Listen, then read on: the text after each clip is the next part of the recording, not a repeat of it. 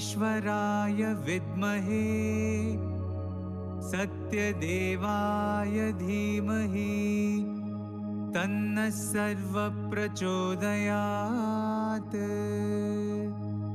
ॐ साईश्वराय विद्महे सत्यदेवाय धीमहि तन्नः सर्वः प्रचोदयात्। ॐ साईश्वराय विद्महे सत्यदेवाय धीमहि तन्नः सर्वः प्रचोदयात्। ॐ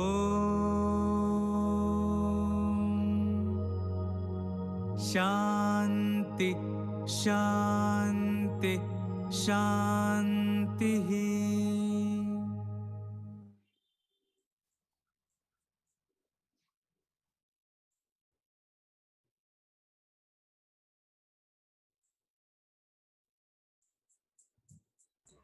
Shweta? Yeah, Saira Aunty.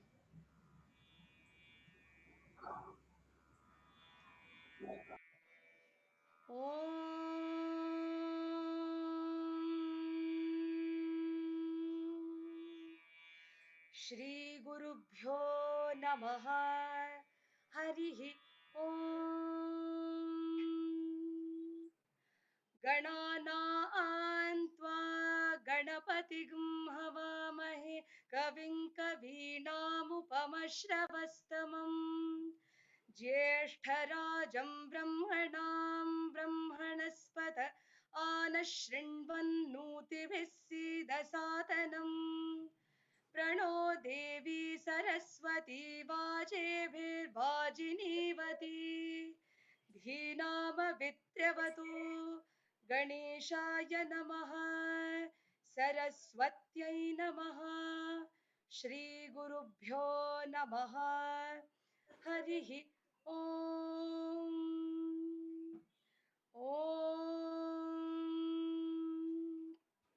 साईश्वराय विद्महे सत्यदेवाय धीमहि तन्नः सर्वः प्रचोदयात्। ॐ शान्ति शान्ति शान्तिः। अहं रुद्रेभिर्वसुभिश्चरा यहमा आदित्यैरुत विश्वदेवैः अहं विद्रावरुणो भाविभर्म्यहमिन्द्राग्नी अहमश्विनो भा अहं सोममाहनसं बिभर्म्यहं त्वष्टा रमुतपूषणं भगम् अहं दधामि द्रवीणं हविष्मति सुप्राव्ये यजमानाय सुन्वते अहं राष्ट्री सङ्गमनीवसूनान् चिकितुषी प्रथमा यज्ञियानाम् तां मा देवा व्यदधुः पुरुत्रा भूरिस्थात्रां भूर्या वेशयन्तीम्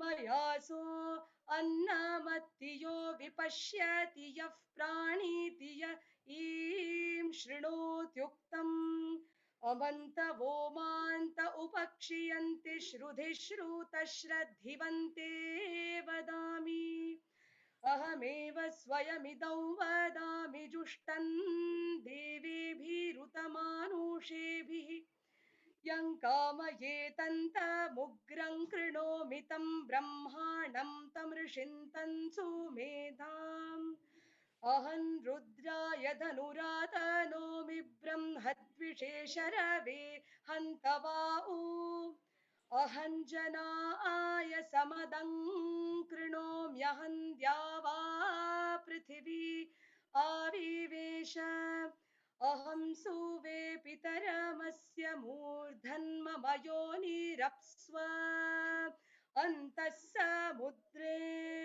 ततो वितिष्ठे भुवनानुविश्वोतामून्द्यां वर्ष्मणोपस्पृशामि अहमेव वात इव प्रवाम्यारभमाणा भुवनानि विश्वा परो दिवा पर एना पृथिव्यै तावती महिना सम्बभूव ॐ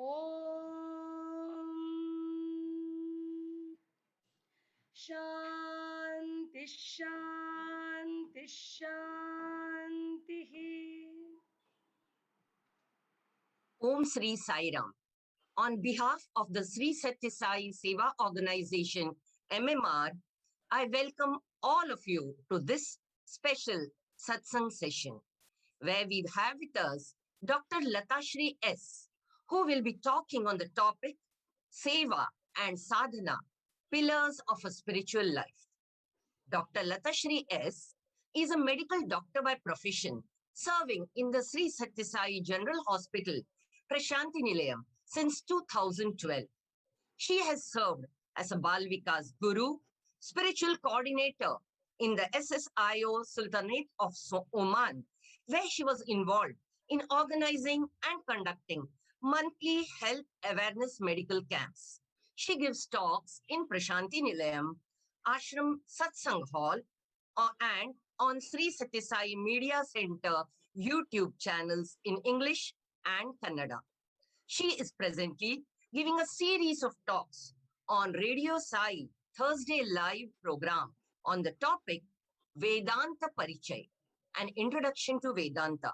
She also conducts online class on Bhagavad Gita by Bhagwan's grace. So, without wasting any further time, let me invite Dr. Lathashree to begin her talk. Sairam, Dr. Latha, on to you. Om Shri Sai Ram, offering most humble pranams at the divine lotus feet of our ever-present Lord, and invoking Bhagwan's presence and benediction for today's satsang. Respected elders and my dear sisters and brothers, my loving Sai Ram to all of you. And I offer this satsang at the divine lotus feet. I know that there are, all of you being in the Samiti, you have taken both Seva and Sadhana to greater heights and unfathomable depths. And to be speaking to you on this topic of Seva and Sadhana is really a humbling experience for me. There is nothing new that I'm going to share. It's all Bhagwan's teachings, and it is just a recapitulation of Swami's teachings. That's all. So the topic is Seva and Sadhana, the two pillars of spiritual life. See, when I look at the term spiritual life, I'm reminded of a beautiful quote which I came across long, long ago. It says, "We think we are human beings seeking a spiritual experience." See, this is what happens to us, isn't it? When we sit in meditation, we want to, have a mystical experience, a supernatural experience. This is common to all of us. The quote says, "But we are spiritual beings going through a human experience." So to find the spiritual core is very important for us. See, there is this very famous story of our beautiful, little god Ganesha and his competitive race with his brother, Lord Subramanya. Whoever goes round the world 3 times first will get the celestial fruit. And what does our little Ganesha do? He goes round the parents 3 times and comes and says, "I'm the winner, give me the prize." His logic is Jagatah Pitarau Vande Parvati Parameshwarau. You are the cosmic parents. You are the basis of this creation, the center of this world, the creation. And when I go round the center, naturally the periphery, the circumference, the creation, the world is taken care of. The message for us here is we must be centered in this core, the spiritual base. I am a spiritual seeker, 24/7, and being anchored in this seekerhood, whatever role I am required to play by the providence, be it a father, mother, a teacher, doctor, homemaker, whatever it may be, sevadar, whatever it may be, all that will be taken care of automatically when I am anchored in this center of spirituality. And that is the importance of spiritual life for us. As Swami himself says, leading a spiritual life is like climbing a real coconut tree. Whereas if you say, no, now I will take care of my material goals, and the spirituality is probably a post-retirement project for me, it can wait. It is like climbing a shadow coconut tree. Swami says, when you climb the real coconut tree, you get both the real coconuts and the shadow coconut. On the other hand, if you say, only shadow coconut tree is enough for me, you get neither. So, both Seva and Sadhana are the pillars of this spiritual life. That is why, Bhagwan has given us both in his organization. Though it is Sri Satya Sai Seva organization, it is the Seva organization with spirituality as the core and the base. See, most of us join the Sai Samiti being enchanted by the Thursday bhajans or the weekend bhajans, isn't it? And then soon we get a phone call from the chairman of the Samiti. On this Sunday, such and such a place, there is a Seva activity. Come and join. So both Seva and Sadhana, both are there. See, when we look at the 9-point code of conduct itself, given by Bhagwan, the charter to the organization, both Seva and Sadhana are there, isn't it? In fact, they are so closely intertwined or interlinked. See, for a Balvikas guru, taking Balvikas classes is a sadhana, whereas for the children, it is a seva. For a bhajan singer, when he sings bhajans, he is giving ananda to everyone. It is a seva that he is doing. But for the singer himself, it is to get the purity of his mind that he is singing. So both seva and sadhana are so closely interlinked. That is why they are the two pillars of a spiritual life, and that is what today's topic is. Long, long ago, probably this happened in the 1970s, a teacher from Bhagwan's school wanted to quit the job and go to Himalayas and meditate to attain Swami's grace. And he humbly offers this prayer to Swami in Vrindavan ashram. Then Swami points his attention to a vast crowd assembled in the Sairam shed. Those days, there was only Sairam shed. And Swami says, if anyone in that crowd gets to touch the hem of my robe, he will dance in ecstasy. And I have given you an opportunity to serve me in my mission. And you want to throw away this and go and meditate to get my grace.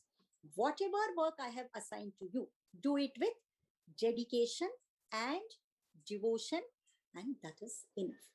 See, once a group of primary school teachers, lady teachers, pray to Bhagwan, Swami, tell us some special puja, Swami, and doing that puja, we will get your special grace.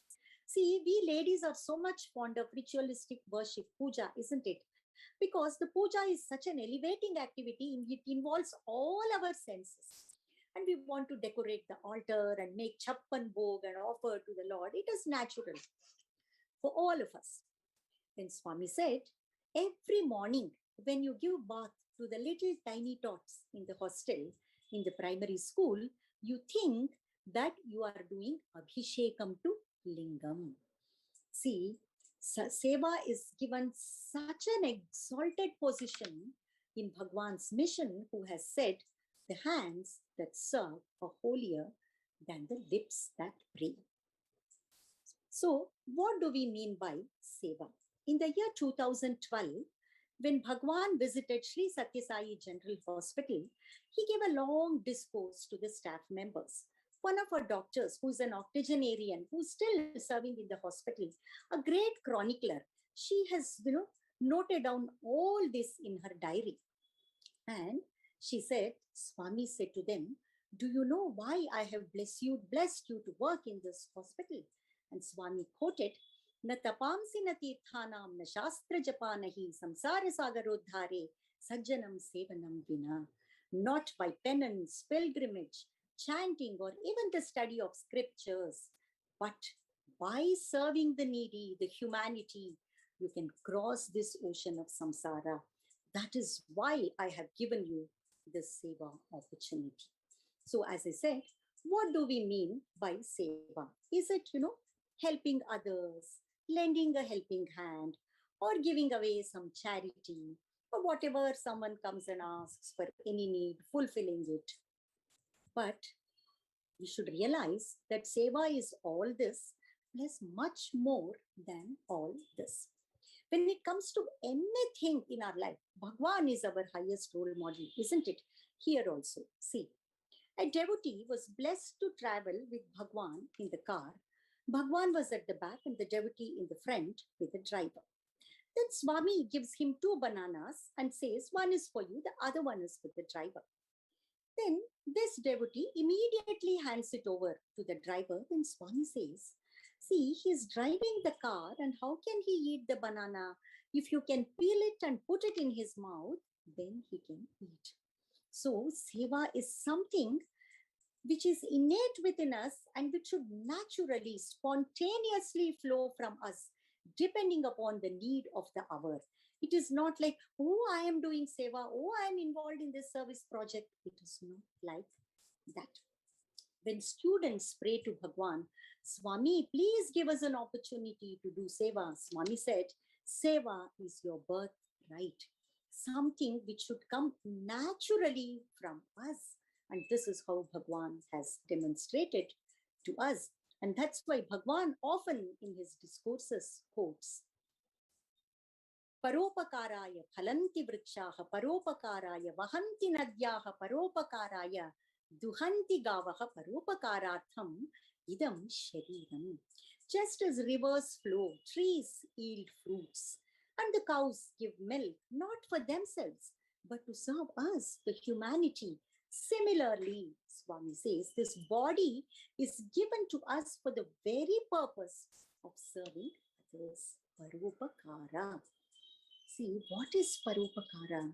See, only the Creator, Swami, can simplify all that he has created, isn't it? Here also, Bhagwan gives a very deep insight into this term, Paropakara. As Kasturiji once said, Bhagwan's every word is a mantra.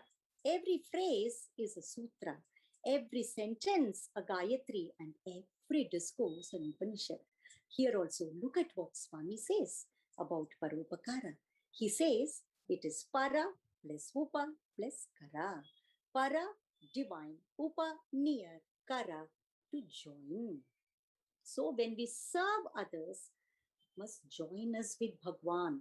So seva is communion with God. That is the purpose of seva. That is why when we split the word seva, it is sa plus eva. Sa means him. Eva, like. You become like him. We become like God, Swami, through seva. That is the purpose for which seva is done. So what seva does to us is more important than what we do as seva. And now look at the word sadhana. And Bhagwan simply defines it again. Sa plus dhana. Sa, divine, dhana, wealth. When you acquire the divine wealth, when you get the divinity, that is sadhana. That is why Swami said sadhana is that in which the sadhaka, the seeker, sadhana, the means, sadhya, the goal, all of them should become one. So that is again communion with God.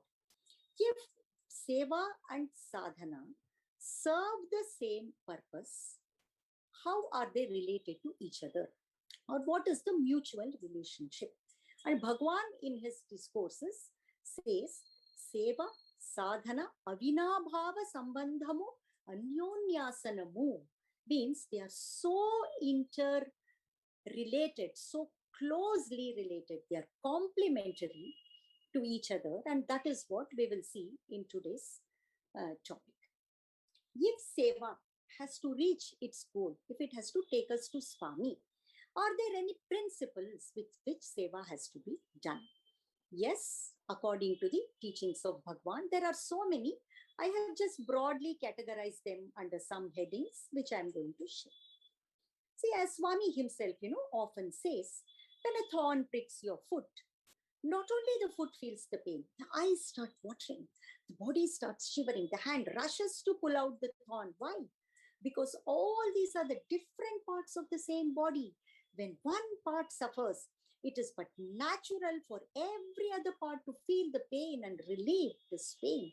Similarly, Swami says, all of us, every being in the creation, they're all different parts of the huge body of one God, the Virata Rupa, the cosmic form which was revealed to Arjuna in the Bhagavad Gita, the Vishwarupa Darshan. So, naturally, when anyone in this creation suffers, we have to feel the pain and we have to rush to relieve this suffering. So, with this feeling of oneness that we share with others, the feeling of unity in diversity, we are all programmed in different ways, diverse, but the unity in us, in this apparent diversity, the feeling of oneness is required to do seva. That's why, in Telugu, Swami beautifully would say, Paralu, Paralu Kadaya, Paramatmude. There is no para, the other. Everyone is Paramatma. And Swami would also say, in every padartha, object, what is there is Parartha, the highest principle. So the principle of unity. The next principle is, say we have arranged some satsang at home, and we want to prepare some food item to be offered to Bhagwan as Naivedyam and then distribute it to everyone as prasadam. This is what we all do, isn't it? See, just think how much of efforts we will be putting in that day to make this prasadam. All this patra shuddhi, padartha shuddhi, paka shuddhi, everything will be strictly taken care of, isn't it? The best of the utensils, the best of the ingredients, probably organic ingredients, and that day, the Nala and Bhima in the house who are experts in cooking, they will take charge of the kitchen because it has to be offered to Swami as Naivedyam. Similarly, if we make it a habit to offer every thought, word, and deed of ours to Swami, just think how much of efforts we will be putting in to purify that act itself. And this is how seva has to be done. The principle of purity is essential. See, we all know that the name of Mother Teresa is synonymous with seva, isn't it? See, there was a person called Malcolm Muggeridge, and he was, in fact, a critic of the mother, and later he becomes her biographer. And he once sees Mother Teresa rescuing a very badly wounded leper, all, the pus oozing from wounds all over the body. She's rescuing this leper from a gutter. And with great disgust, he remarks, I will not do it for $1 million. Then the mother calmly replies, I will not do it for $1 million either. Then what for you are doing? It is for my God I am doing this. So it is for the principle, with the principle of divinity, that seva has to be done. See, when super specialty hospital was started, contributions poured in, isn't it, in Prashanti grounds. And Bhagwan mentioned the 100 rupee note contribution made by a higher secondary school student studying in Swami's school. This boy had done his own laundry and he had saved 100 rupees and he gave it to Bhagwan for the hospital. So, what does it show? Quantity versus quality. What is important in Seva? And not only that, are we able to come out of a comfort zone to do Seva? Can we sacrifice a little bit of our own comfort or our own needs and wants to do Seva? The spirit of selfless sacrifice is the foundation on which the edifice of Seva has to be built. Then, one more important thing, which we all know very well like the back of our hands, but we conveniently ignore, we forget, we turn our face the other way. What is it?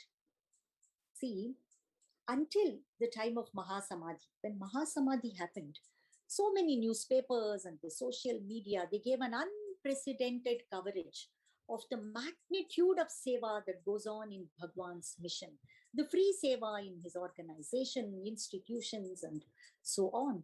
Until then, not many people in the world were aware that everything is here offered free of cost. No. Why? Because there is no pomp, there is no publicity, there is no advertisement. In fact, in the 70s, when Bhagwan used to hold Narayan Seva on a massive scale in the ashram during the Dasara festival, a devotee suggested, Swami, we should put it up in the newspaper. Swami said, when you call your family members for a meal to your home, would you announce it in the newspaper?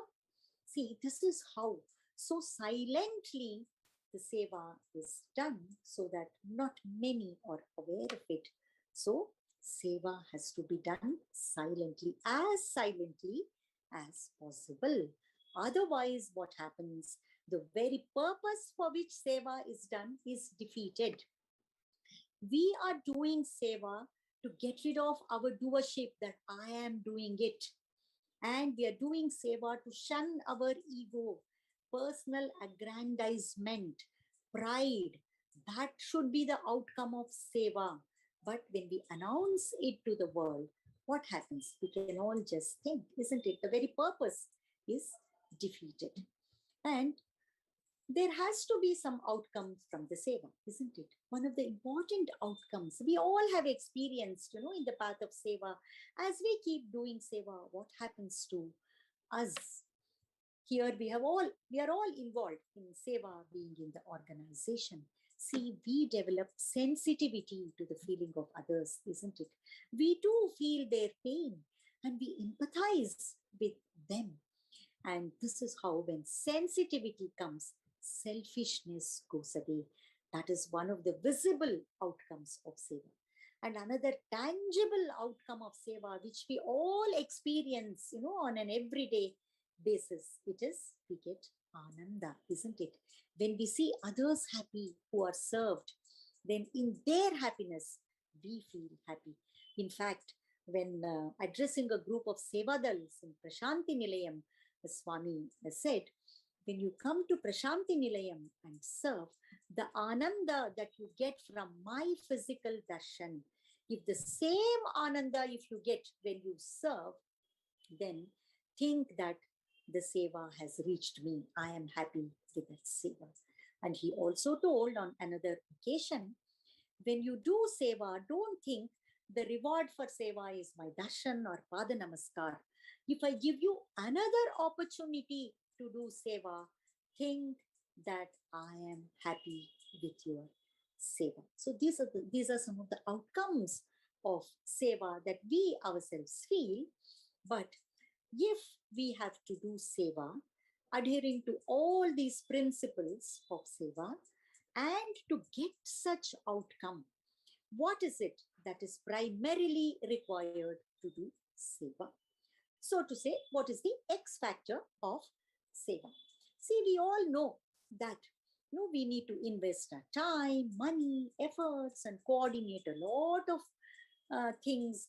In fact, you would have all observed When we are in the Samiti, we are involved in a Seva project, Swami exactly puts us with people with whom we don't see eye to eye, personal differences. See, it is a teamwork where we are required to put apart our little differences, put it aside. In fact, Puttaparthi is put apart I, to keep the little I aside and cooperate with others in the Seva. All this is required. It's a humbling experience. But what is the primary requisite without which Seva will not become Saeva? We all know it is the greatest miracle of Bhagwan, greatest teaching of Bhagwan. It is, we all need to have a heart full of love in order to do Seva so that we get the desired benefit, the outcome from Seva, that is taking us to Swami. That is what we need to do. It means we need an attitude of gratitude to the recipient, attitude of love, respect, compassion, reverence, an attitude of prayer, isn't it? In fact, when Bhagwan completed the first ever water project in Puttaparthi, so many farmers came to Prashanti Nilayam to thank Swami. Then Swami said, "Why are you thanking me? I should be thanking you for giving me the opportunity to serve you. And in future, I request that you give me many more opportunities to serve you." So an attitude of gratitude, an attitude of humility is what we need in order to do Seva so that it takes us to Bhagwan. And how do we get this attitude? Does it come overnight to us? Is love all, serve all, help ever, hurt never so easy for us? If it were to be so, all of us would be realized souls by now, isn't it? So, how do we get this attitude? And this is where sadhana steps in. Sadhana prepares us with the right attitude to do seva so that that seva takes us to Swami. This is the importance of sadhana in seva. Why? If we have to get all these attitude, all these feelings in us to do seva, we must pray to Bhagwan. We must chant his name. We must hold on to him. We must sing his glory. And we must attend satsang. We must study his teachings. We must practice his teachings. All these are sadhanas, isn't it? See, when Gujarat earthquake happened, many organizations plunged into relief activities. And I heard that some of these volunteers were seen throwing food packets, blankets, clothes to the victims of the earthquake. And these people would plead, "No, don't treat us like beggars. We are not beggars. Don't do this to us." Whereas on the Radio Sai website, I saw the beautiful photograph of a Sai Sevadal with blue scarf combing the hair of a little child. Probably the child was lost in the earthquake. And if this attitude has to come, we need systematic, regular, incessant sadhana, isn't it? In fact, when Swami sent the students to this earthquake relief program, Swami sent some of the elderly devotees and long-standing devotees. And Swami said, see, when elders go and serve, those people will feel respected. They will have some dignity even in receiving the seva. That is why even during Gram Seva, the teachers would always accompany the students of the university in doing seva. And this attitude should be there.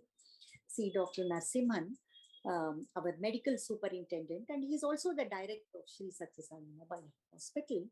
And he often shares with us that Bhagwan, in an interview, had told them there has to be these 5 ingredients. Only then the seva that you do will become Sai Seva. The first one is Arogya. You should have good health, a sound mind in a sound body.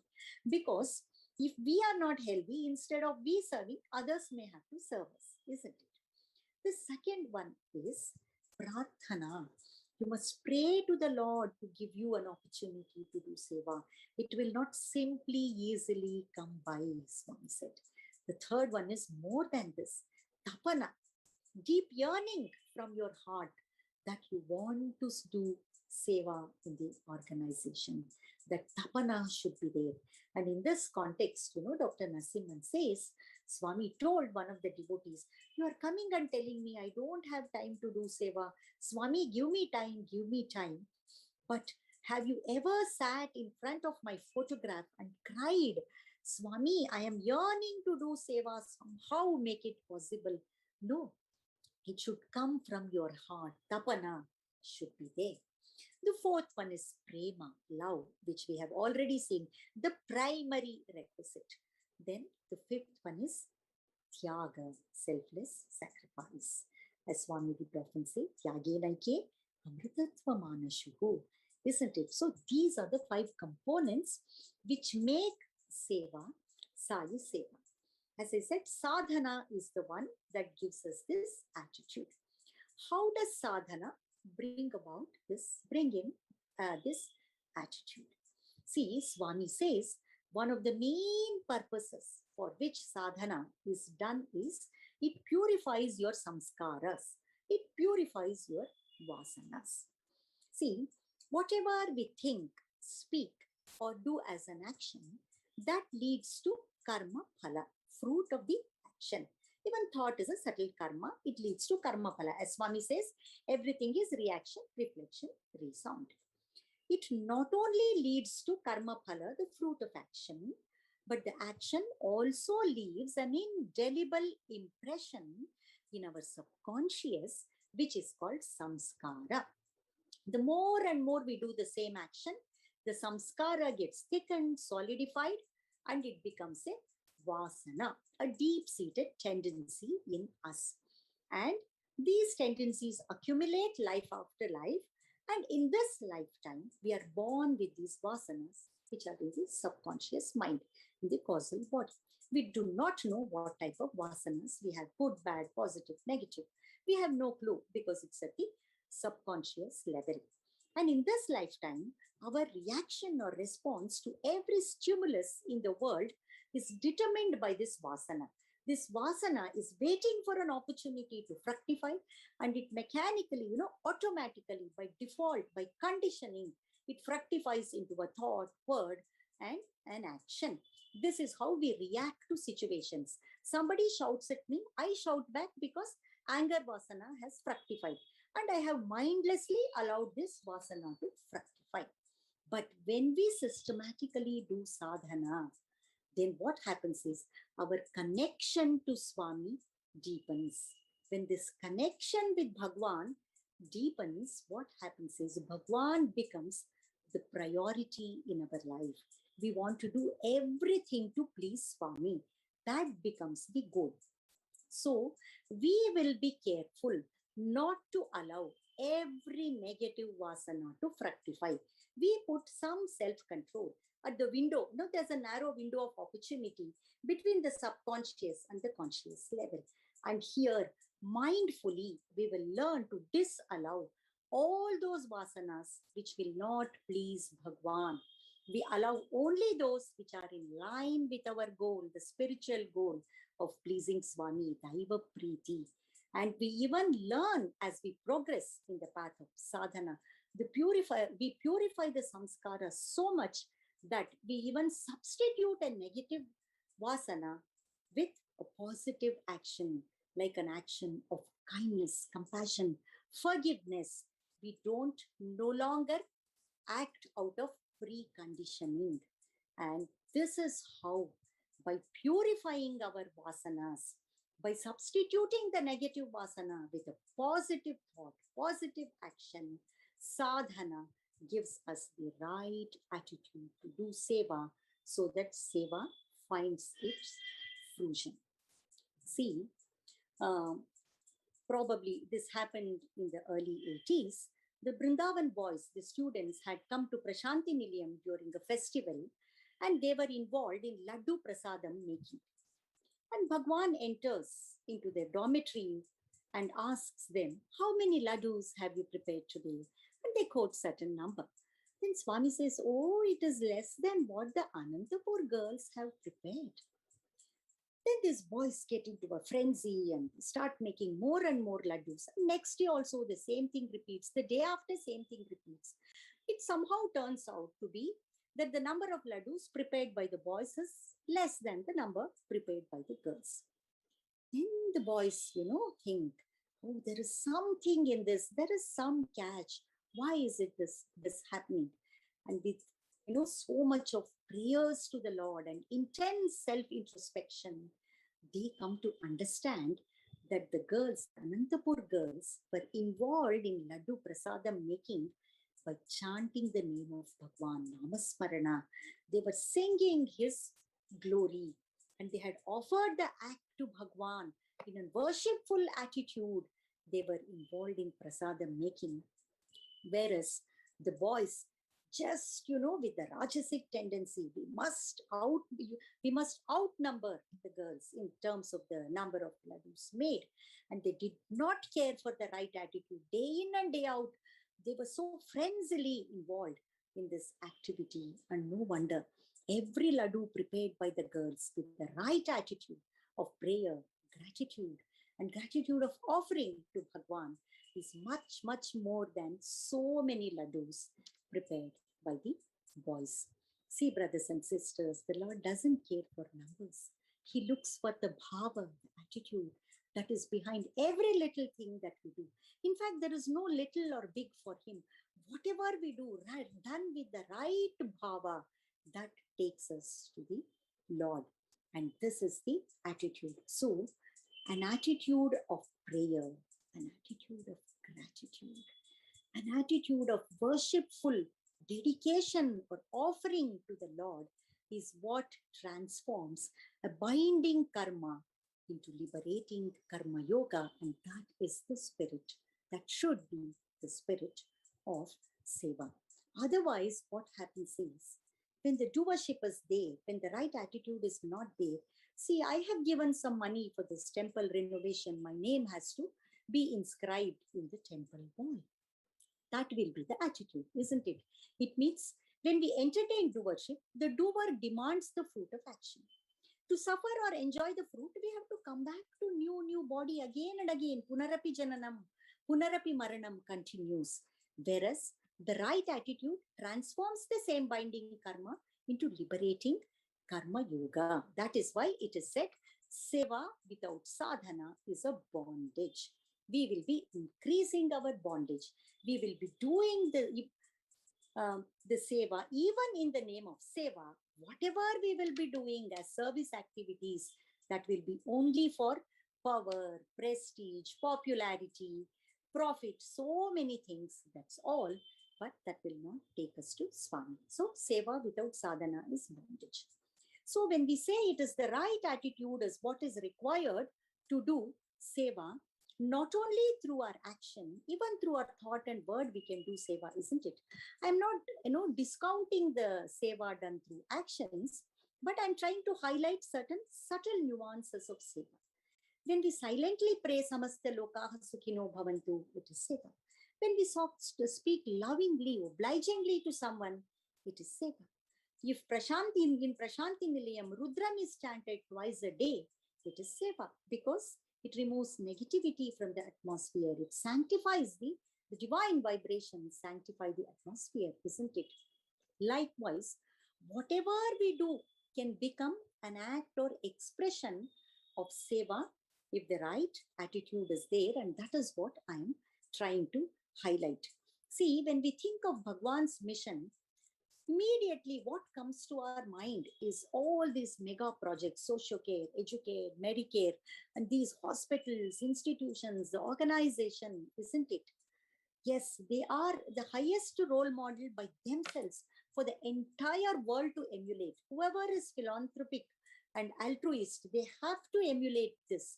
But the subtlest aspect of Bhagwan's mission, what about the wisdom that Bhagwan is giving us? I am God, so are you. I know it, you do not know. And the purpose of life is that, and that is why, I have given you this mission to do seva and sadhana, to redeem yourself, isn't it? That is Bhagwan's highest gift to humanity. And this is the subtlest aspect of Bhagwan's mission. And that should inspire us to involve ourselves or dedicate ourselves in this mission, isn't it? And another important aspect of sadhana is, see, a few days before Lord Krishna leaves his mortal coil, he calls Uddhava and says, see, Uddhava, I won't be there. I will leave this body in a few days' time, but you have to continue my mission. And Uddhava naturally starts crying and he says, we cannot bear the separation. Please don't go away. Then the Lord says, see, people call me omnipotent, Sarva Shakta, means I'm capable of everything. But the only thing I'm not capable of is I cannot bear separation from my devotees. Then it's difficult for me to leave you all.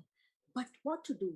This body is one among many which I have donned to uplift humanity. And this is a human body. After all, I am leaving it. But I will continue to live in the consciousness of those who are devoted to me. See, dear brothers and sisters, this is what Bhagwan has done now, isn't it? When the physical form was there, we would go to Prashanti Nilayam, sit in Kulwant Hall, and we would be lost in the beauty of the beautiful form of the Lord, which means darshan was meditation. But now, when the form is no longer available to us, we must close our eyes, meditate upon his form, and in meditation, we must seek darshan, isn't it? That is why, especially now, we must strengthen our sadhana many fold. See, one of the important cautions in sadhana or bhakti yoga is a lady devotee came to Swami and said, Swami, I have completed so many books of Likhita Nama Japa, Om Shri Sai Ram, Om Shri Sai Ram, Om Shri Sai Ram. And Swami said, oh, your handwriting would have improved, that's all. See, this should not happen to us in sadhana. What does it mean? Sadhana should not become a mundane, mechanical ritual. It should be done with awareness, for which the sadhana is done. The awareness should be there. See, Baba, B-A, be aware, be alert. Be aware why you are doing the sadhana, that is to reach the goal of human life itself. Be aware of the pitfalls.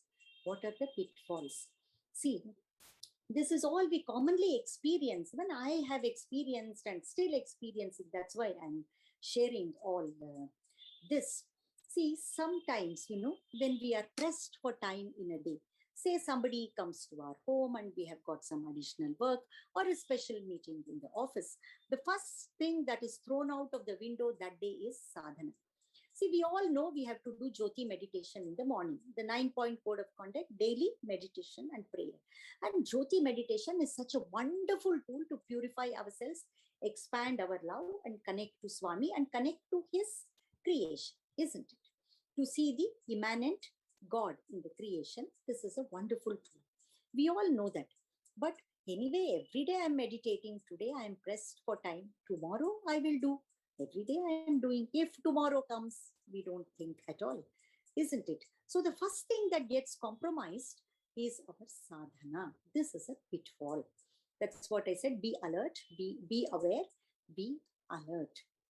So if we do not do sadhana regularly, what happens? The mind is a great trickster. It will trick us in innumerable ways to keep us away from all these important sadhanas that we need to do every day. But we must remember, mind is a slave of repetition. Whatever we do every day, day after day, the mind gets used to it. That is why every day, without giving excuse, we must do our sadhana. Especially, we all know what Bhagwan has spoken about sadhana in the Brahma Muhurtam. Swami says, whatever sadhana you do throughout the day, it is like savings bank account. The grace from it, the interest of that account is utilized for your material progress. Only the sadhana that you do in Brahma Muhurtam, it is like the fixed deposit. The interest will be useful for your spiritual progress. If we have to grow spiritually, this Brahma Muhurtam sadhana is essential. for which the awareness why we are doing it, regularity in sadhana is very, very important, and the intensity of the bhava behind this sadhana. It should not become mechanical, as I said. That is also very, very important, isn't it? See, nowadays our lives have been so much overpowered by all these this digital media, the social network sites, all these handheld gadgets, so much so that we ourselves, we know all these things, isn't it? When we get up in the morning, probably instead of praying Karagre Vasate Lakshmi, it has become Karagre Vasate Facebook, Karamadhye Twitteraha, Karamule to WhatsAppaha, Prabhate, phone darshanam. That has become our life, isn't it? That is why, apart from the three shantis that we do every time we chant a mantra or a shloka, that is to seeking protection from three kinds of troubles: adi bhautika, adi daivika, adhyatmika. We need the fourth shanti, which is the mobile shanti, which is very, very important. It is called modern day fasting, to keep away from all these gadgets, which take our focus away from the divine, especially at least 1 hour in the morning and 1 hour in the night before we go to bed. We are able to do this. We are able to focus on our sadhana, and we can bring consistency into our sadhana. See, instead of thinking about the self, we are so, busy taking selfies all the time. Where is the time for sadhana? That should not happen to us. So, Baba, be aware, be alert to the pitfalls. See, a personal tip I would give is, if we maintain a spiritual journal every day, keep ticking. This is my sadhana time, and this is what I do. This is what all this. We keep on ticking. If we miss our sadhana 1 or 2 days, if there is a small slip, we are alerted and we can prevent a mighty fall. We can bounce back into the track and continue our sadhana. So that is why maintaining a spiritual journal will help us to, to find out, to quickly pick up our own pitfalls, our own slips, so that we get back to the groove once again. And these are some of the aspects of sadhana that I wanted to share. And now we will see how Seva complements sadhana. They are mutually complementary, isn't it? The incident I'm going to share, all of you know very well, but it is important for the topic, so it is a repetition. Please bear with me. A very famous devotee of Bhagwan, Sri Fanibanda, a dental surgeon by profession, an ardent devotee, very famous. He once asks Bhagwan, Swami, what is the role of Sri Satya Sai Seva organization in your divine mission? Swami says, nothing. Nothing, Swami. Then why such a big organization spread across so many countries, Swami? Then Swami says, it is for your Chitta Shuddhi. I have given this organization. Chittasya Shuddhaye Karmaha, the seva that we do, that cleanses our mind, that purifies our heart. I'll share a small Chinakatha in this respect, because I remember Bhagwan's teachings through Chinakathas and parables, so that we can easily remember and practice also. That is the beauty of Bhagwan's teachings, isn't it? As I said, only the creator can simplify that he has created, and he give deeper insights to us, isn't it? See, there was a grandfather who was very keen that his little grandson takes to seva from a young age. So he would tell the grandson, my dear child, you must do some seva from this young age. And the boy was somehow not convinced. And what is the use? He would always ask. Then the grandfather gives a basket to the child and says, go to the nearby river, fill water in the basket, and come and fill the bucket at home. And the boy obediently, he goes to the river, comes back, and after many, many trips back and forth, he is not able to fill the bucket because the basket is full of holes. So he comes and says, what is this, grandpa? Such a futile exercise. Why did you ask me to do this? How can I fill water in the, how can I fill the bucket with water with this basket full of holes? What is the use of it? Then the grandfather says, how was the basket when I gave it to you? Oh, grandpa, it is white in color, but it had turned black. It was so filthy and dirty. And how is the basket now, my dear child? The boy says, now it is sparkling white, so clean. You look at the basket yourself. Then the grandfather says, this is what Seva does to you. Without your knowledge, as you keep on doing Seva, that Seva purifies your mind. And how does it do? Because Seva cuts at the root of selfishness in us.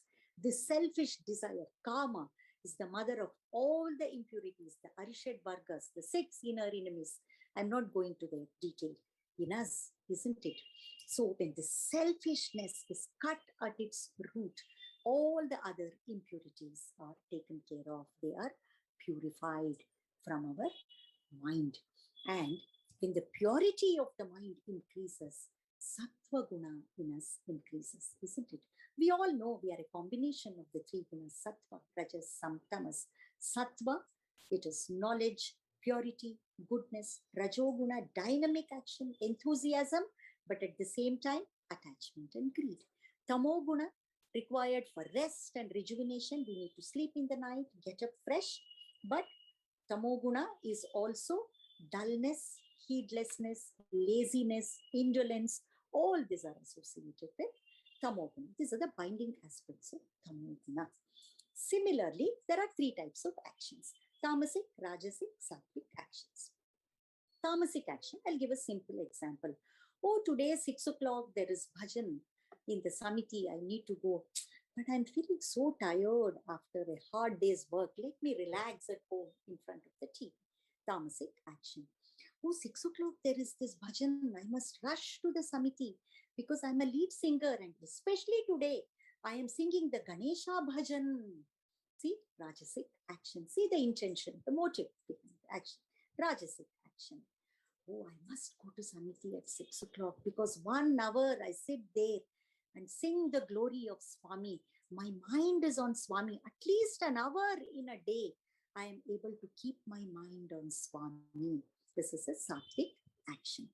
So as the purity in us increases due to Seva, as Sattva Guna increases, our tamasic actions get nullified.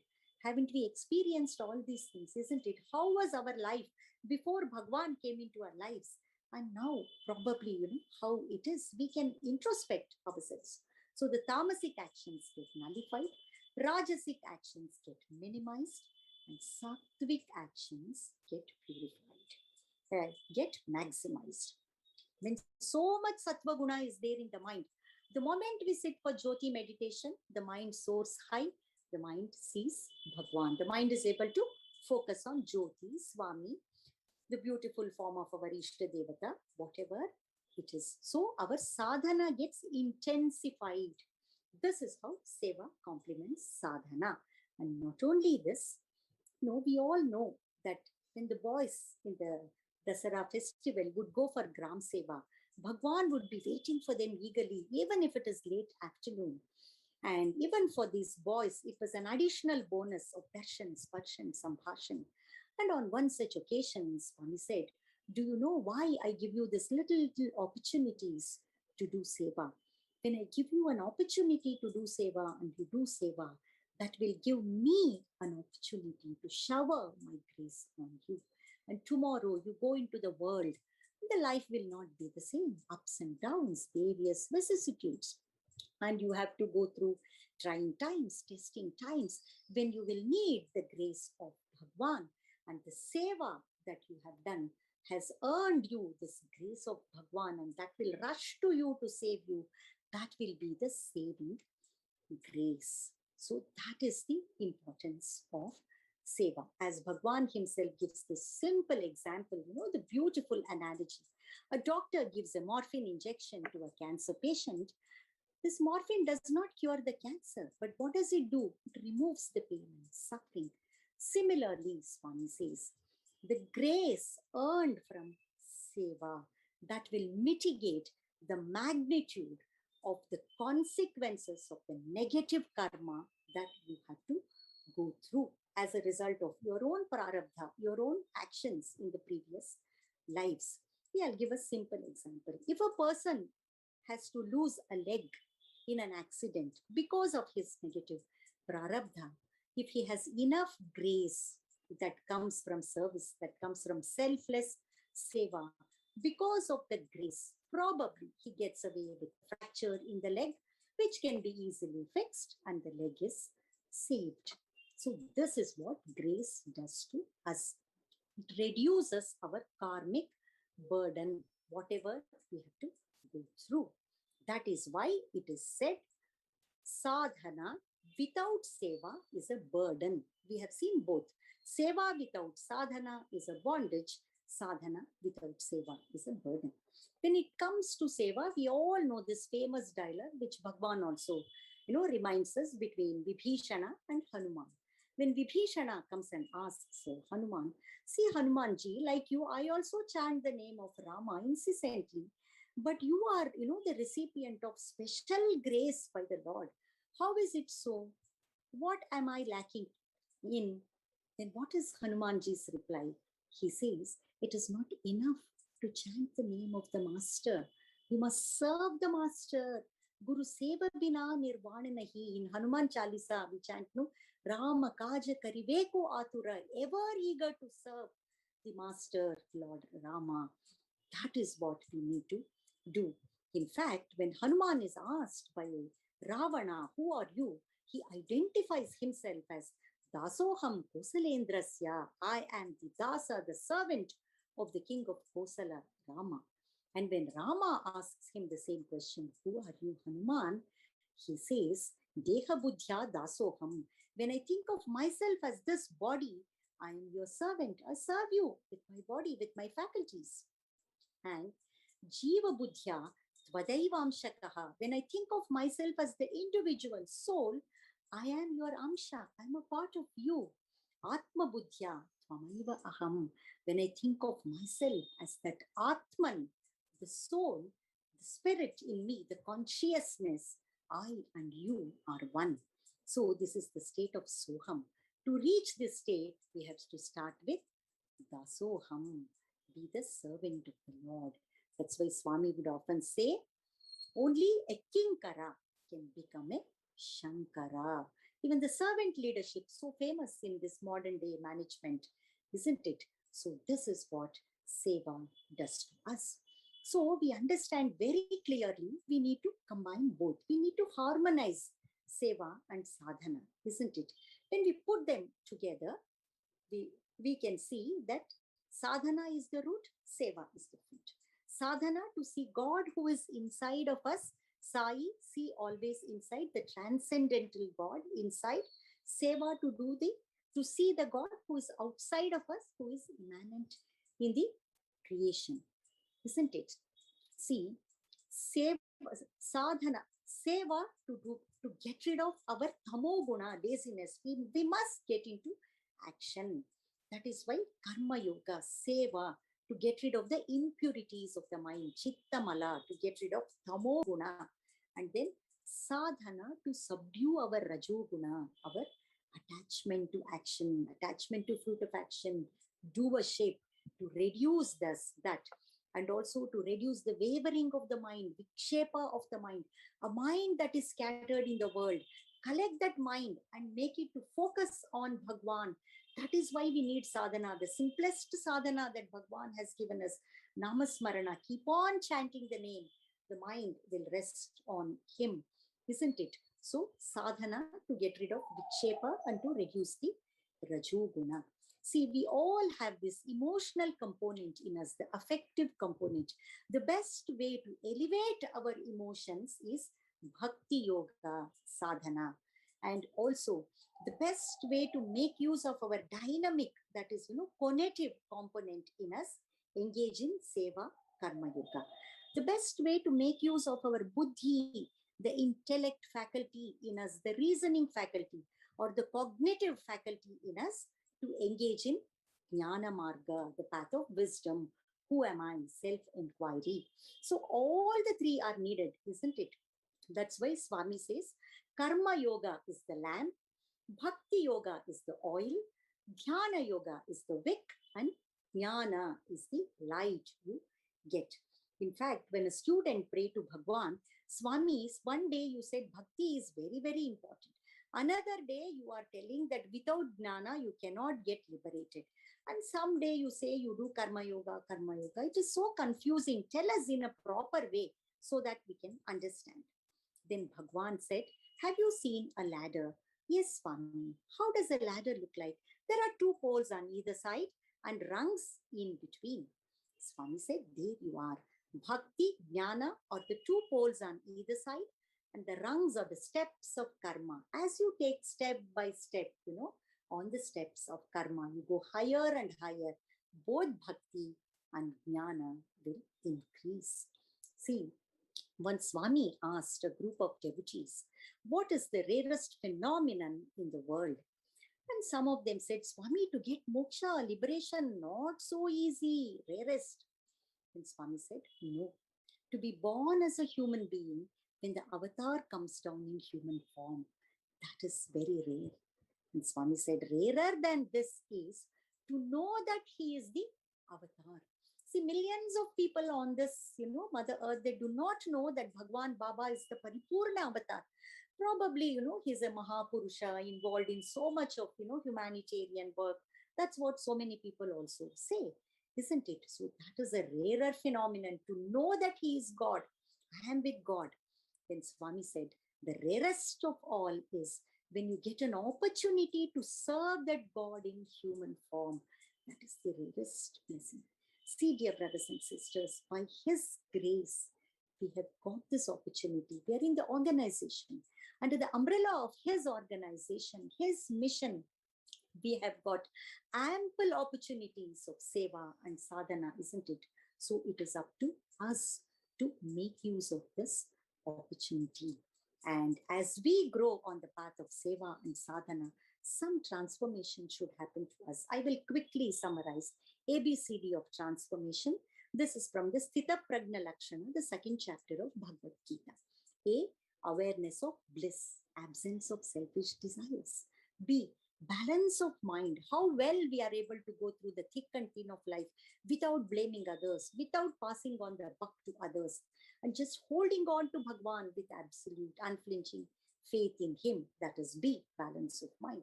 C, sealing on desires, control of senses, control of mind. So, then D is dedication for the welfare of mankind. See, there is no private spirituality. Atmanaha mokshatham jagat hitaya cha. Spirituality must result in not only self-emancipation, but must contribute to the welfare of the world. And now I want to share some deep insights about seva and sadhana from the Bhagavad Gita. See, the concept of karma yoga is so unique to Bhagavad Gita. Nowhere in the Upanishads, except a passing mention in the Ishavasya Upanishad, where only jnana is spoken about, there is no mention of karma yoga. What is karma yoga? Simple definition, as Swami says, doing karma with bhakti to get jnana. That is karma yoga, because it will take us to Bhagwan. So, there are these limbs of karma yoga which will tell us about the true spirit of seva and sadhana. See, to a despondent Arjuna in the Bhagavad Gita, the Lord teaches so many things. He straight away starts his discourse on the Jnana Yoga, the immortality of the soul, why you should, gain this Atma Vidya. Then he also talks to him about this worship of the form, the formless worship, the Sakar, Nirakara Bhakti. And he also says how to meditate, how to keep the focus here, how to regulate the breath. And of course, Karma Yoga, he speaks about. See, what happens to the external situation of Arjuna after the Gita is given to him? It remains the same.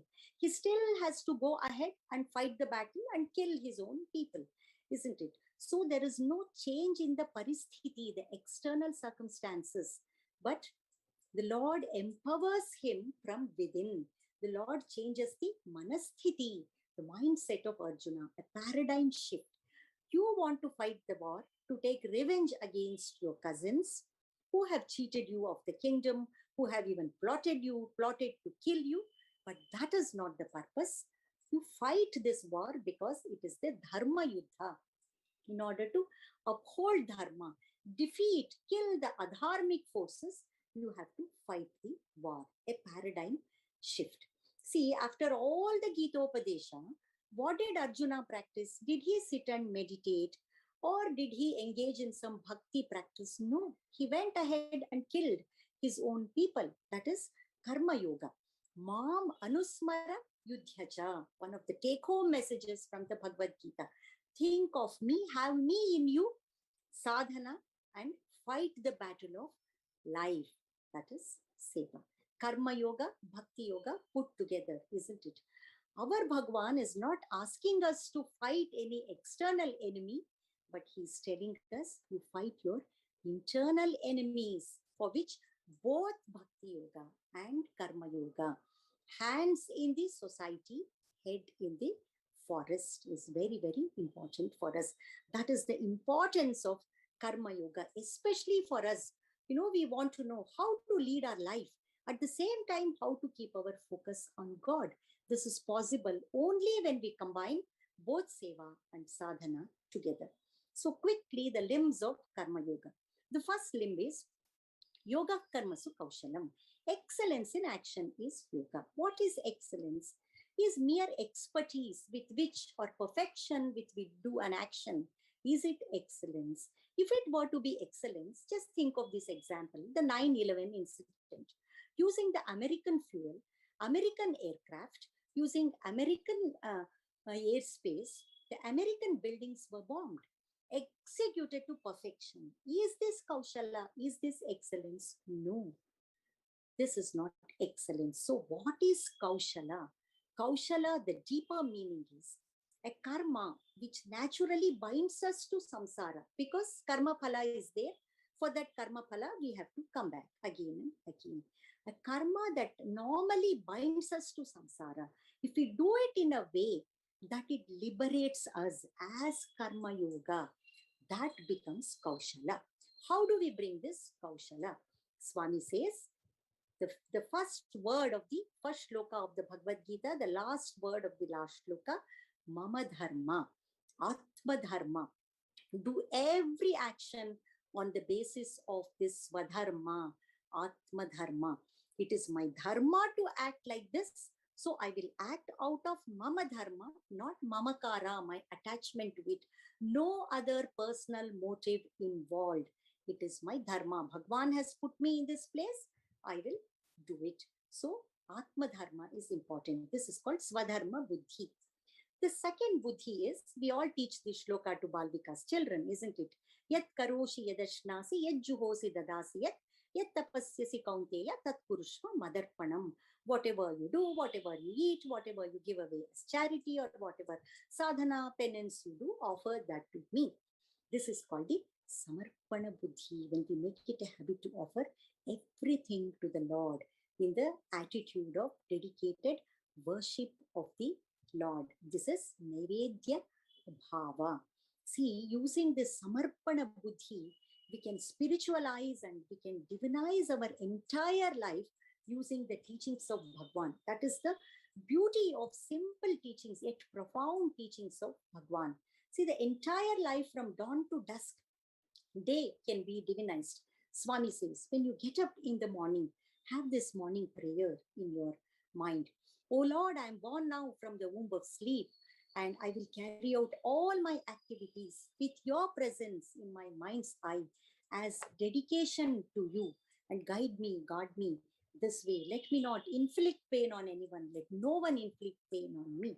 So this through me meditation, Swami speak through me, Swami act through me, Swami think through me, Swami do this office work through me, do this cooking through me. This through me meditation is a very powerful meditation of offering everything to the Lord. Samarpana Bhava. It is you, Swami. Naham, Naham, not I, only thou. See, when we say Namaha, Namo Namaha, Namaha means Na Mama, not mine, only you, only thou, only thine. Samarpana Buddhi. That's why Swami says, when you are sweeping and mopping, think that your mind is being swept of impurities. You have offered that act to the Lord. And when you are cutting vegetables, think that your ego is being cut into pieces. When you are rolling chapatis, as the concentric circles of the chapatis grow, think that your love is expanding likewise. We can bring this attitude to everything, isn't it? When we are washing bartan, we can say, our karmas are being washed away by the grace of Bhagwan. I have offered this act to the Lord. When we go to sleep, we are entering, we are sleeping in the lap of the Divine Mother, and we will have a peaceful, restful sleep. And Swami says, when you are bathing, chant the Gayatri mantra, just as you clean your body with soap and water. Cleanse your mind by chanting the Gayatri mantra. Chant Brahmarpanam before partaking of food. You offer that food to him, and it becomes prasadam, and it will reach him whatever you eat, and he will give the sustenance to you. And similarly, Swami says, before you go to bed, chant Karacharana Kritam. We teach all these things to Balvika's children, but they have such profound meanings and profound message and profound impact on us, isn't it? Karacharana Kritam, Swami, please forgive me, seek forgiveness for all vihitam, avihitam errors of commission and omission, and repent for it, and so that we will not, and also have the resolution that we will not repeat it again. And Swami also says, before going to bed, chant the Gayatri mantra. See, Swami says, chanting Gayatri is like paying money and buying goods. No credit carried forward. Similarly, chanting Gayatri mantra is like the day's karmas are atoned for on that particular day itself. There is no carrying forward of the karma. See, what a beautiful message. What a beautiful way to atone for all that we do on that day itself, so that we start the next day fresh again, isn't it? So using Bhagwan's teachings, this Samarpana Buddhi can be practiced. We will be living, in a spiritual attitude if we put this practice, teachings into practice. So Samarpana Buddhi. With Samarpana Buddhi, the third limb of Karma Yoga, it is Karmani eva adhikarahate ma phaleshu kadachana. I know I can only act. That is what is in my hands. I have no control over the result. So why should I break my head? I will do my best.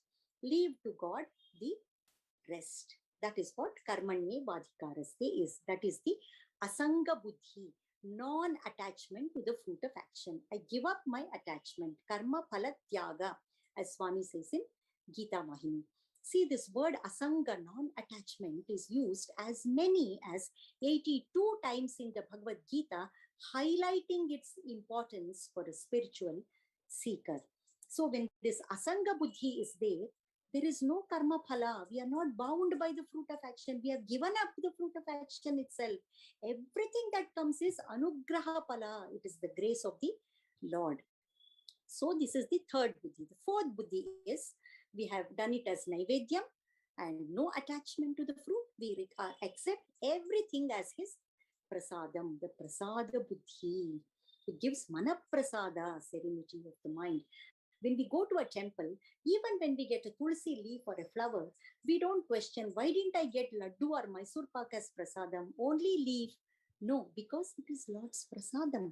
Similarly, we learn to accept everything as prasadam without questioning his will with our ego. Isn't it? This acceptance, joyous acceptance of the will of the Lord comes to us through prasada buddhi. And that takes us to the fifth buddhi, Samatvam Yoga Uchyate. Equanimity is yoga, Samatva Buddhi.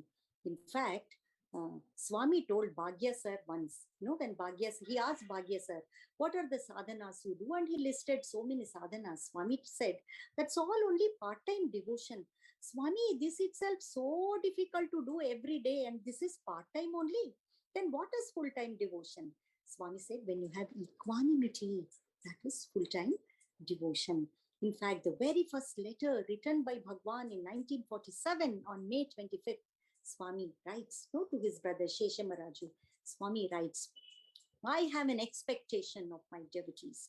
Those who are devoted to me must treat both pain and pleasure equally. This is Bhagwan's qualification for a devotee, for devotion. Equanimity, Samatva Buddhi. When we bring in all these buddhis in seva and sadhana, then what happens? We become nimitta matram bhava sabyasachi, instruments in his hands, a hollow flute through which Lord can blow his breath through us. See here, the Lord beautifully addresses Arjuna as Sabyasachi. Sabyasachi means an ambidextrous archer who can shoot through arrows through both hands. See here, the Lord means to say, you may be such a great archer, Sabyasachi, still you are an instrument only. See, on one Ayudha Puja day, Bhagwan called one of our elderly lady doctors and asked, what is Ayudha Puja? She said, Swami, it is the day on which we worship our instruments, the equipments we use in our medical practice. Swami said, you are all my instruments. He has already chosen us, but it is up to us to make use of this blessing that he has given to us out of his compassion and mercy, isn't it? See, when it comes to the Samarpana Buddhi, I feel that is the crux of spirituality, dedicated worship of the Lord, doing everything. I am reminded of a beautiful incident from Anyatha Sharanam Nasti, that is etched so well in my heart.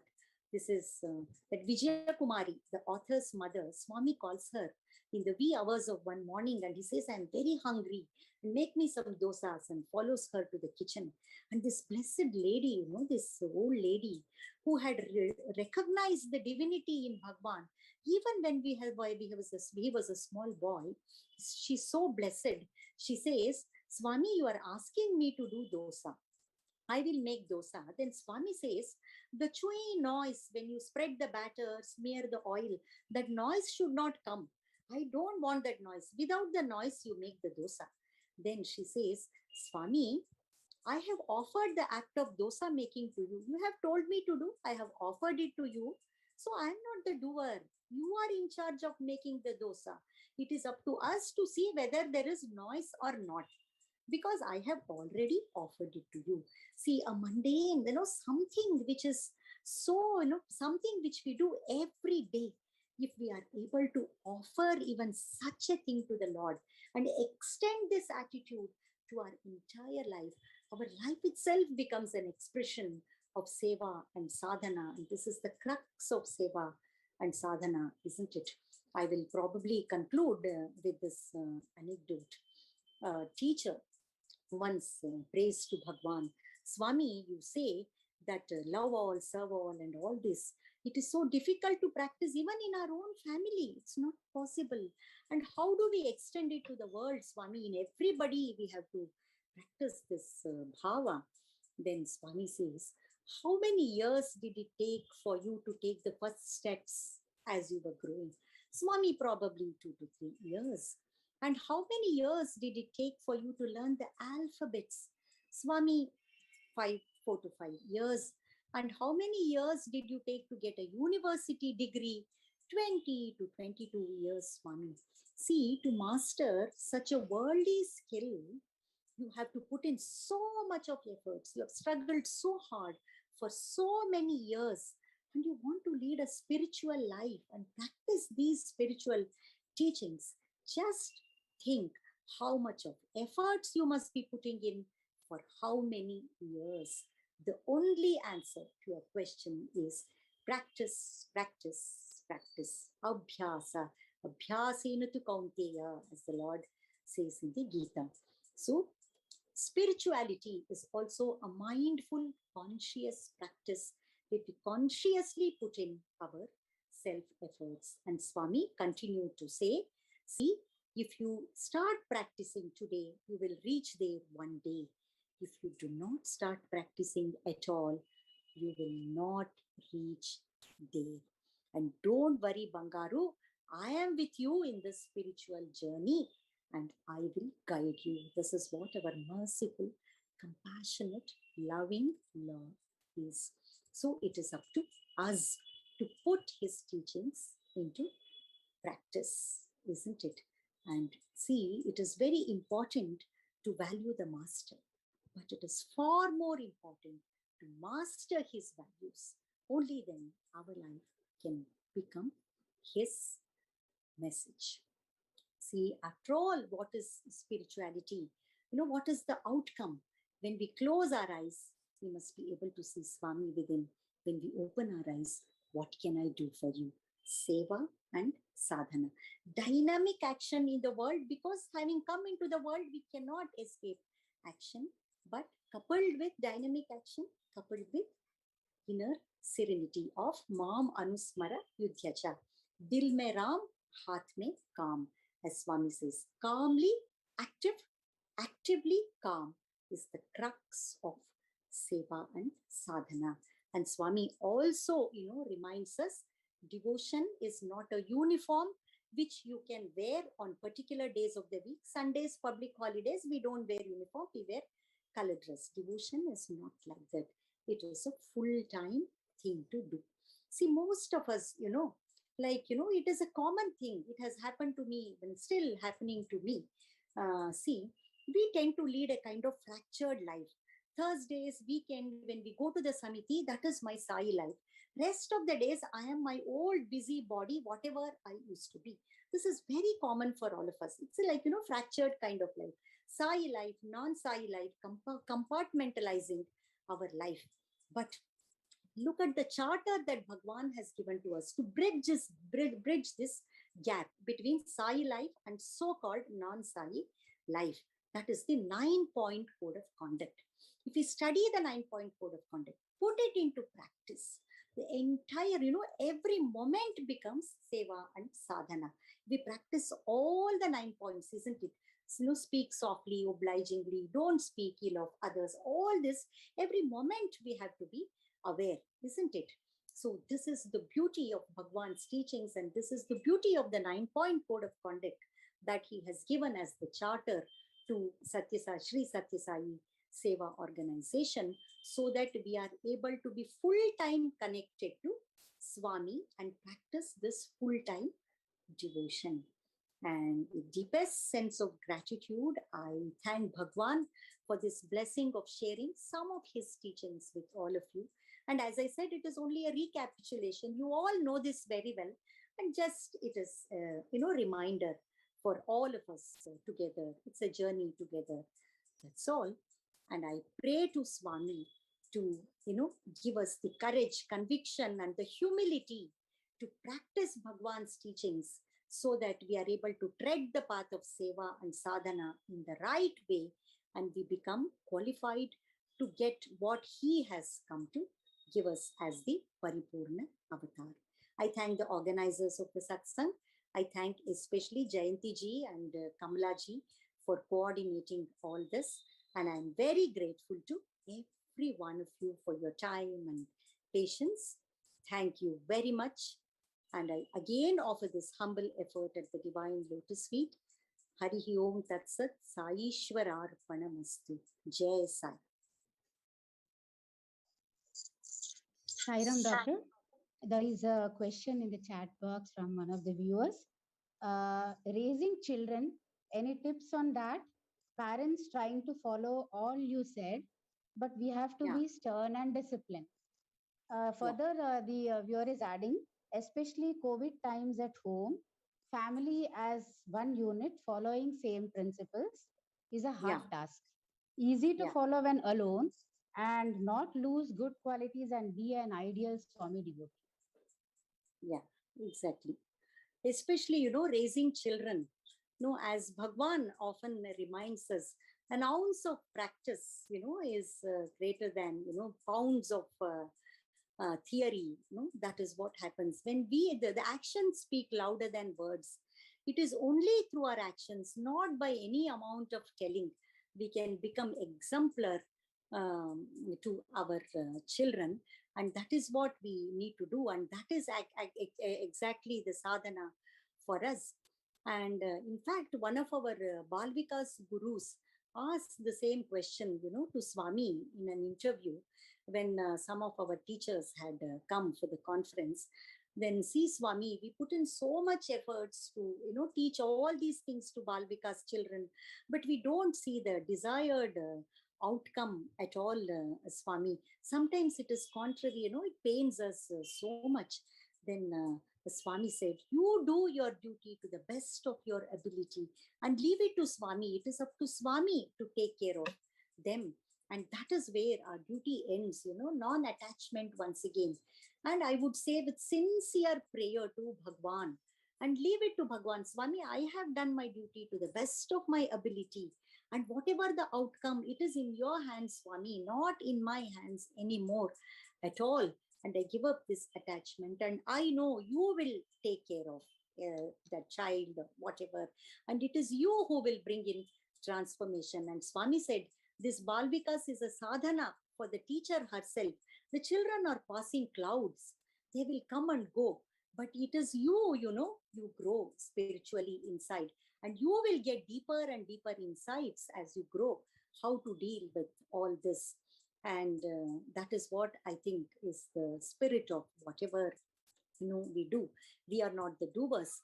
And it is Swami who is the real parent of those children. And it is Swami who will take care of them. Even they come with baggage. And Swami alone knows how to deal with them. But we should not compromise on what we have to do. We must diligently and sincerely, honestly, put into practice Bhagwan's teachings. And I think there is no shorter cut for all these things other than we ourselves, doing our individual sadhana and practicing the teachings of Bhagwan. And so that, it is tangible and the children learn from us. And beyond that, it is left to Bhagwan. What is in our hands is to do whatever we can do, whatever the role that Bhagwan has assigned to us, all that if we can do well, teach with the teachings, adhering to the teachings of Bhagwan, I think rest Swami will take care. And this is what I personally feel, sister. I don't know whether it has answered your question, but this is what I feel. It's not in our hands. Nothing is in our hands, except that, we put in our self-efforts consciously to practice this teachings. Atma Dharma, I would always say. Yeah.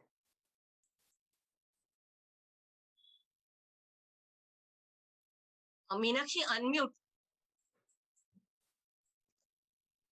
Thank you, Doctor, for the enlightening and inspiring talk. Thank you very much for explaining to us the importance of Seva and Sadhana for our spiritual progress. On behalf of Sri Sathya Sai Seva Organization, Mumbai Metro Region, and Sri Sathya Sai Trust, Maharashtra, I thank you for being with us this evening and sharing your insights with us. And lastly, I also thank all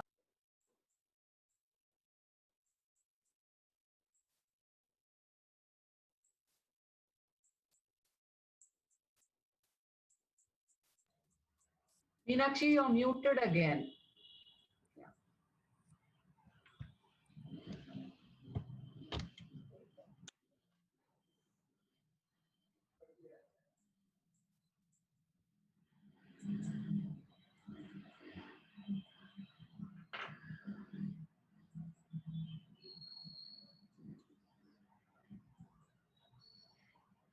Unmute yourself. Sai Ram. Yeah. Are you able to hear now? Yes, yes. Yeah. Sai Ram, thank you, Doctor, for the enlightening and inspiring talk. Thank you very much for explaining to us the importance of Seva and Sadhana for our spiritual progress.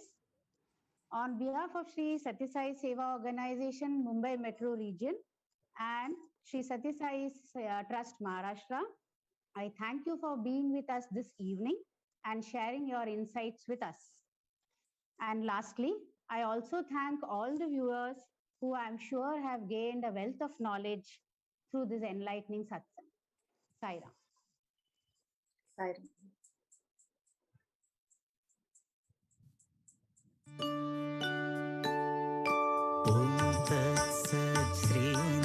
श्रीनारायणतु पुरुषोत्तम गुरुतु सिद्धबुद्धतु स्कंद विनायक सविता पावकतु सविता पावकतु ब्रह्ममजतो यहवशक्तितो येषु पिता प्रभुतो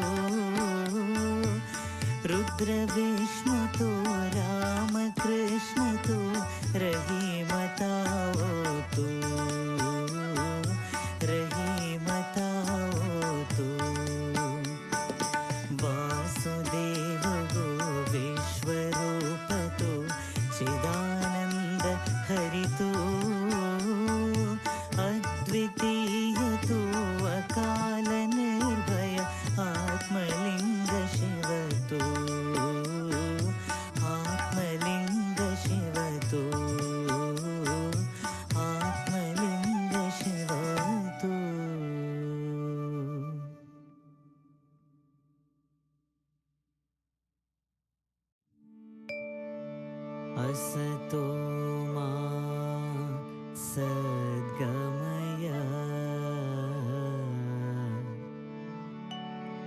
तमसो मा ज्योतिर्गमय मृत्योर्मा अमृतं गमय ॐ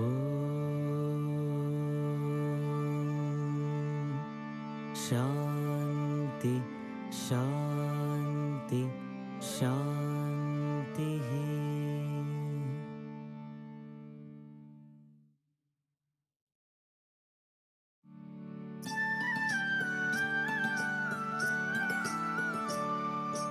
ॐ जय जगदीश हरे स्वामी सत्य साई हरे भक्त जना संरक्षक भक्त जना संरक्षक पति महेश्वरा ॐ जय जगदीश हरे शशिवदना श्रीकरा सर्वा प्राणपते स्वामी सर्वा प्राणपते आश्रितकल्पलतिका आश्रितकल्पलतिका आपद्बान्धवा ॐ जय जगदीश हरे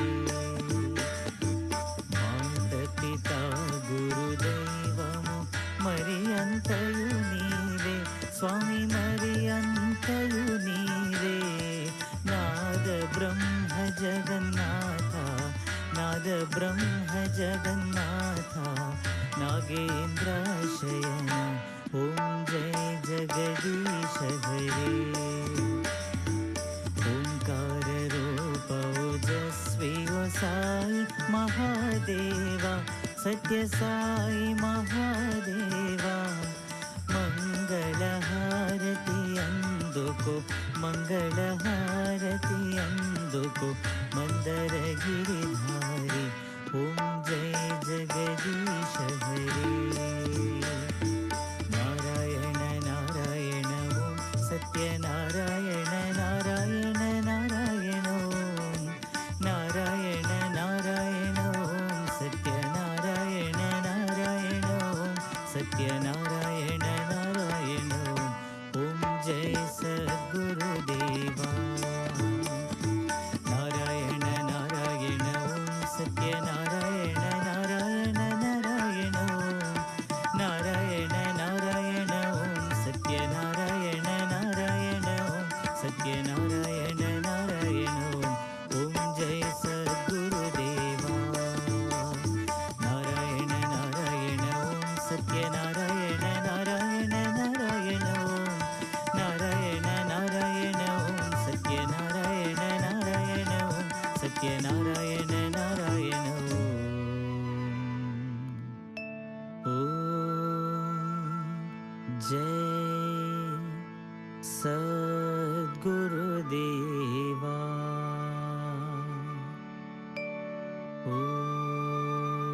ओम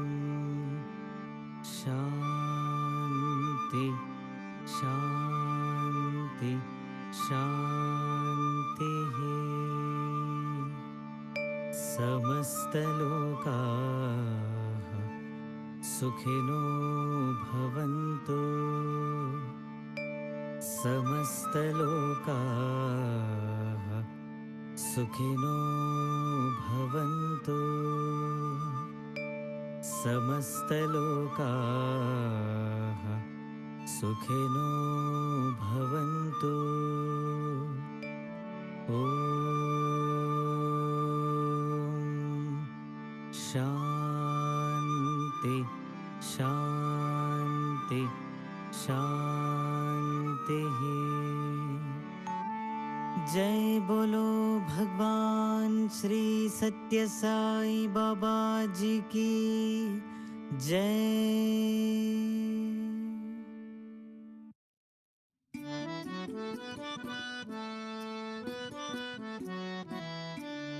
परमं पवित्रं